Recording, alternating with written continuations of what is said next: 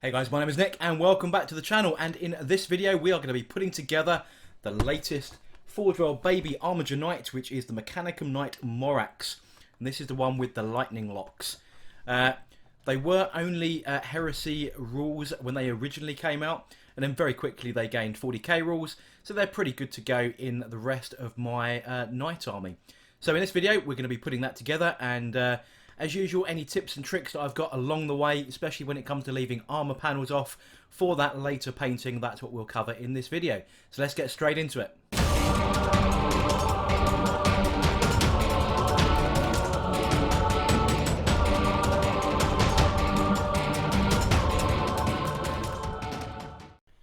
So here we go then, guys. This is the Forgeworld box of tricks. As usual with Forgeworld these days, they are coming in these nice presentation boxes, rather than just a brown box full of bubble wrap. But you know what, inside that's pretty much probably what we're going to find, really. So let's take a look. So if we crack open this, we've got what have we got here? We've got the large, what's that, 100mm base, I believe that's 100mm oval. Then we've got the lovely new style instruction manual. We've got our standard QA checklist, which, you know what, you can never believe, but you can see that 24th of May 2019. And then what we've got, as with a lot of Forgeworld hybrid kits that come with a lot of Games Workshop plastic, we've got enough components here basically to build an Armiger, but without any of the weapons. So if you've got a Hellglaive or the Warglaive or the Helverin, you won't be able to make that with this kit whatsoever. All you do is you get those little carapace, melter guns and stubbers. You cannot make any of the other options out of this. But what we do get is a bunch of resin components which we mix with those plastics in order to make the kit. So let's have a look at the instructions, and we can see here it's these nice new style. I keep saying they're new, but they've been doing these for 3 or 4 years now. These nice CGI style instructions rather than those old nasty photocopies. So we have the exploded diagram there with all the components, and then we have a full build guide, and looks all right. You have to bear in mind that some of the numbering here is going to reference the Forgeworld resin parts, and some of the numbering is going to represent the numbers on the frames for the plastic kit. So yeah, just got to be sort of wary as you go through the build, because there's a couple of bits that you would think were going to be plastic, but they've got a resin replacement. So let's take a closer look at that. But before we do anything with any Forgeworld goodies, we need to do a full parts check, because as much as those QA sheets allegedly have been signed and stamped, never trust them, ever, because there are always components that are typically missing just as you get to the crucial part of the build.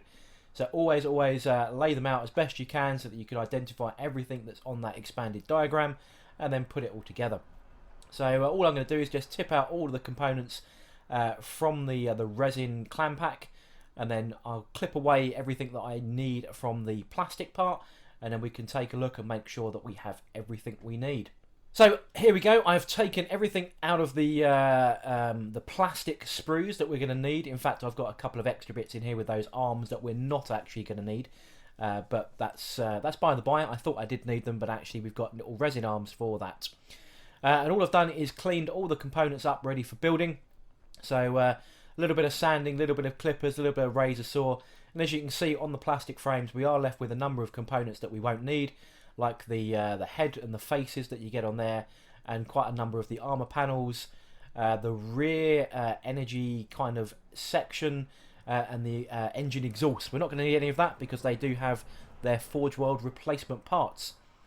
What we're going to be using to put this together is a combination of plastic glue and super glue. There will be no JB Weld used in this.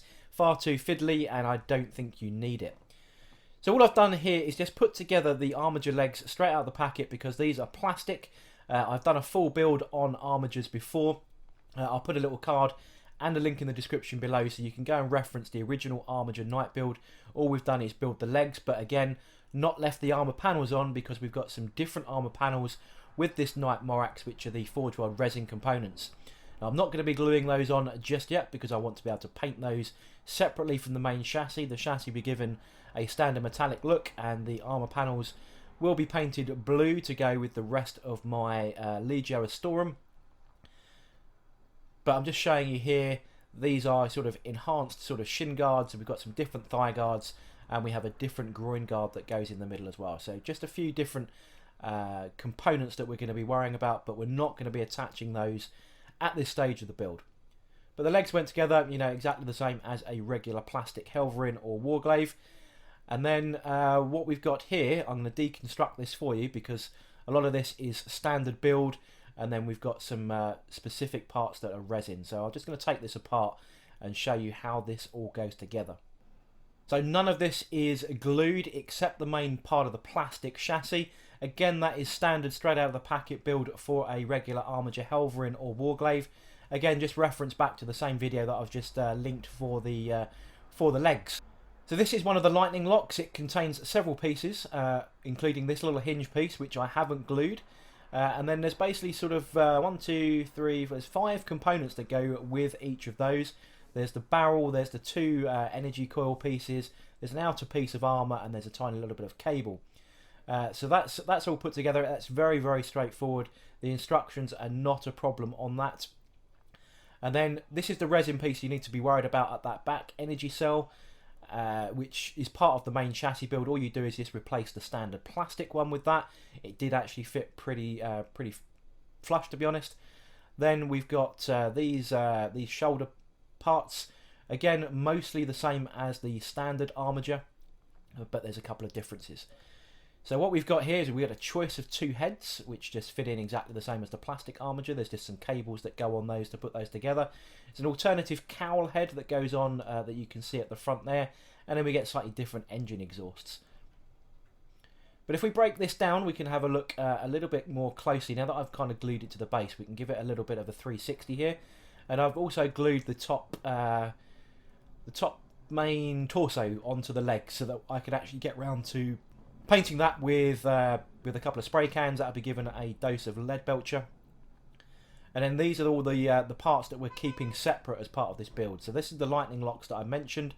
Now these go into those sort of arm sections. As I did mention, they go together exactly the same as the plastic ones, other than the armor panel that goes on the top attaches to the top of that piece there. Now, if you are completely inclined, you can magnetise this. I'm not going to be doing this, but my recommendation here is to cut that little nub off right there. Replace that exactly with a similar size magnet. I've got some 3mm by 2mm magnets in my hand here. And all you'd do is you glue one of those magnets in place, and then you'd glue another one in that little recess there. Ideally, you probably want to go for 4mm rather than 3mm, but I don't have any 4mm to show you, but that's where you'd put it. And then when you put those two together, without that little nub in the way, that will be pretty flush. You may need to drill into it a little bit, but that would be the way to go with any magnetising options you want.